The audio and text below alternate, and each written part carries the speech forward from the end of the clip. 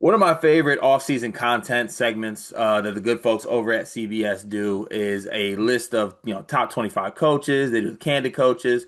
They do top 25 players. They do a lot of, great segments that I think do some great stuff for college basketball. Shout out to David Cobb over at CBS, who came out with his top 25 current college basketball coaches. Now, I want to make sure that I give proper credit on this. I think this is just David's.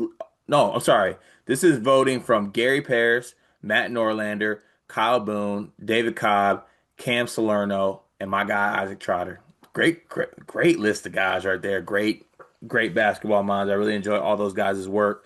So they came out with a list of, like I said, 25 of the best college basketball coaches. Not going to go through all 25, but I will go through the top 10 here. One, Dan Hurley. Two, Kelvin Sampson. Three, Rick Pitino. Four, Bill Self. Five, Matt Painter. Six, Nate Oates. Seven, Todd Golden. Eight, Tom Izzo.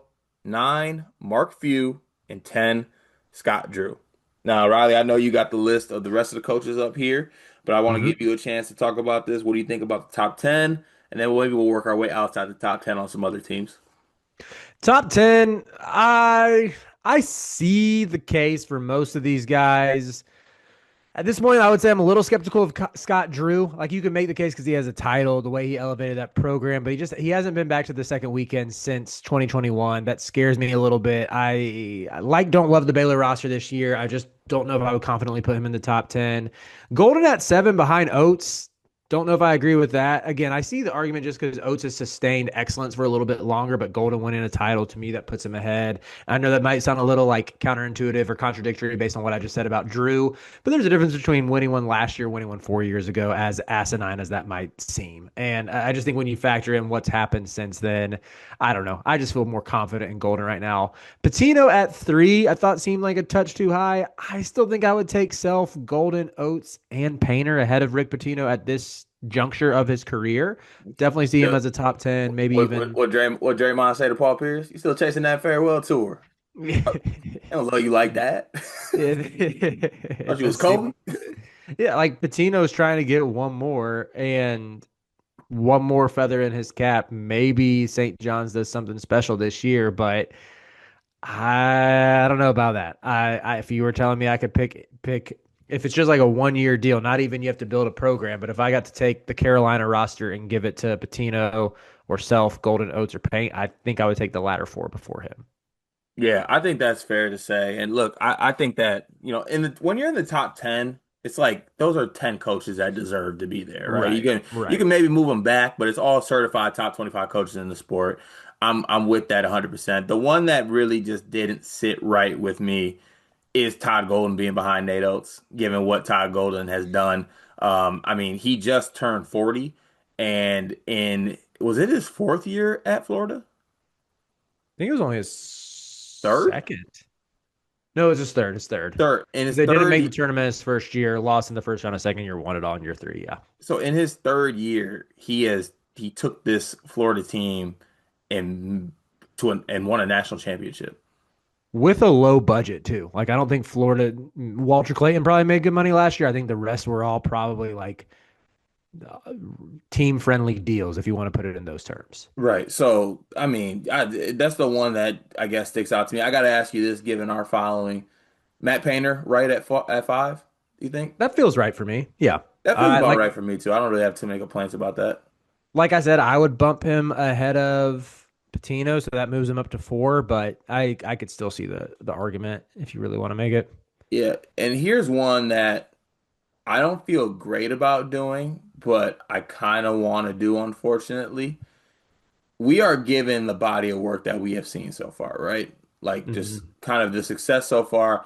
Maybe in the little write up to here, I probably should have read the whole write up as far as like they probably laid out how they voted, maybe a little bit like voting parameters.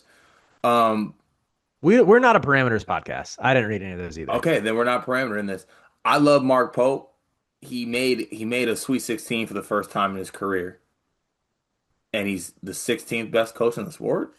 Like I don't even want to be put in this spot, but like for him to be behind Greg McDermott, Grant McCasland, some of these other coaches, I just don't think that he's there yet. right? Now, Mhm. maybe they're projecting a little bit. I think Mark Pope probably by next season will be top 10, maybe Yeah, even yeah, closer. But at this moment in time, it feels a little bit wrong. Like Greg McDermott was a phantom foul call away from a Final Four that probably would have changed even way more different the way we look at his career. But he's yeah. also a coach that sustained a lot of success. He's won at least one game in five consecutive NCAA tournaments. He is Creighton basketball. Like it's just a little bit too much for me. I do got to ask you this, Riley. How do you think the Kentucky fans are feeling that their new coach is two spots Behind the behind their old. old coach? That's pretty funny to me. Once again, I think I would take Pope over Cal now, but if you factor in the legacy, Cal's title means something. So, yeah, once again, if we were a parameters podcast and we understood all the factors, maybe we would know more insight into what led them to vote the way they did.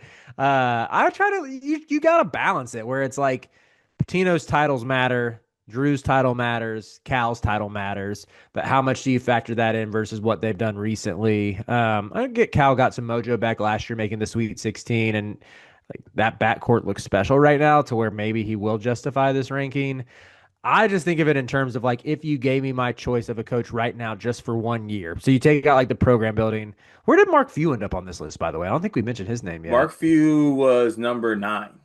Okay, yeah, yeah. That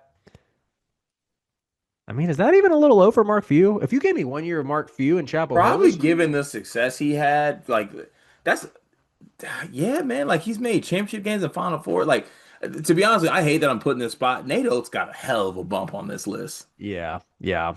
Like I a hell of a bump. Oates knows how to run a program. I mean, he has it figured out with having Preston Murphy to handle his recruiting. Then he has an offensive coordinator and defensive coordinator on his staff who are both former NBA guys. Like, yeah, I think he is an excellent, incredible, Ex like it's like CEO type who knows how to run a program and get good results. And I think he probably will win a national championship one day. I don't know if that's at Alabama or elsewhere. Riley. But Tushy shaking? I'm sorry, man. I'm like, We made it through like 9 videos today without any tushy shaking. but my team Well, just actually, had 14. you did shake a little tush for pain. I remember. Well, that was offline. Oh, My team had 14 turnovers in an exhibition against a D2 team last night. I'm dreaming a little bit here, but yeah, I think Oates probably eventually gets himself one, but putting him like that many spots ahead of Few right now, putting him ahead of Golden, like yeah, I don't know. I just still have a respect for someone like Few who's been doing it for forever than someone like Golden who's fresh off the national title. yeah, I think that's fair to say. The What do you one think thing, of? Oh, what go was ahead. that? I was gonna say, what do you think of Shire at 11 and Dusty at 12? I think I'm fine with it. To be I honest with am you, too. I don't know. Shire's so. I feel like I always got to stick up for Shire because people really try to act like like anyone could do what's being done at Duke, and like that's just not the case. Like Hmm. Shire was a part of those staffs with Coach K. Like he's got shit to him, man. Like as a recruiter and everything that everything that comes along with that. He's 38 years old, going into year 4 of this program. He can still recruit at a high level. He made a Final Four last year. Could have easily won that game as well. So like I get it. But I don't think you can. We're doing like a success thing here. It's probably right. Yeah, I don't really have too many issues with it. I think I would still take Tommy Lloyd over Dusty. Lloyd came in at 15, but it's close. Like I wouldn't feel that strongly about it to be like, oh, I gotta argue heavily on behalf of on behalf of Tommy Lloyd that he's got to be like my Thomas cannot be ranked 15th. My Thomas has to be top 12. Like I don't feel that passionately about it, but I would probably have him a little bit higher, maybe Dusty a tick lower. Yeah. Last thing I'll say on this. Kentucky lost in the Sweet 16 last year, right? Mm-hmm. Arkansas also lost in the Sweet 16 last year, right? Mm-hmm. They both no banners in the regular season. Yeah, Arkansas is like preseason 12 and Kentucky's preseason 9. it sounds about right. And Coach Cal is 2 spots ahead of Mark Pope. Titles matter, I guess, in this case. I'm just getting everything. Look, no, here's what I'm saying. I hate to do this. My dog, Unc still got it, man. People are acting like Cal's washed. It's gonna be a good year for Arkansas. I'm just saying, like, for all the hate that man receives, like that dude is still he still gets it done at a very, very high level. That's all I want to say. I gotta He stick up for my Razorbacks here. he does get talked about a little bit like he's Kevin Ollie at this point in his Right, career. it's disgusting. Come on now, have some respect, have some shame. Shout out to CBS Sports. This was a fun exercise. Maybe we'll release our top 25 coaches one day. I won't, because I won't rank them, but maybe our team will.